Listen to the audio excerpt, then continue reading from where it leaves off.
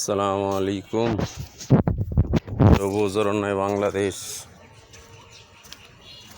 সবুজের সাথে চলা, সবুজের সাথে বসবাস করা।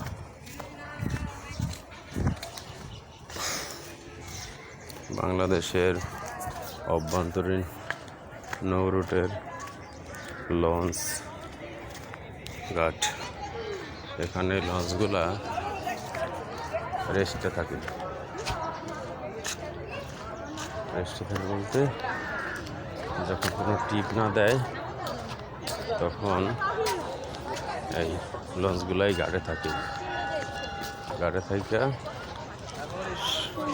যখন তাদের সময় সদরঘাট গিয়ে তারা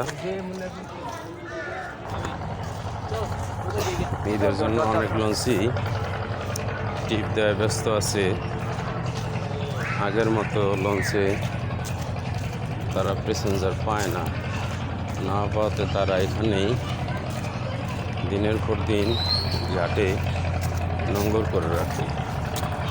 বুড়িগঙ্গা নদীর পানীয় বৃদ্ধি, সিলেট বন্যার যে পানি আছে নদীর পার ঘেঁষে পানির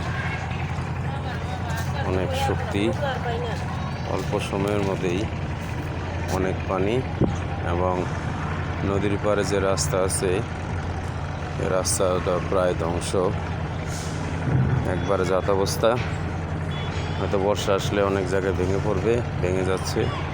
সরকারের দৃষ্টি আকর্ষণ, বিআইডব্লিউডিকে আশ্বাসন, অতি শীঘ্রই এগুলো রক্ষণাবেক্ষণ না করলে লক্ষ লক্ষ কোটি টাকা পানিতে যাবে।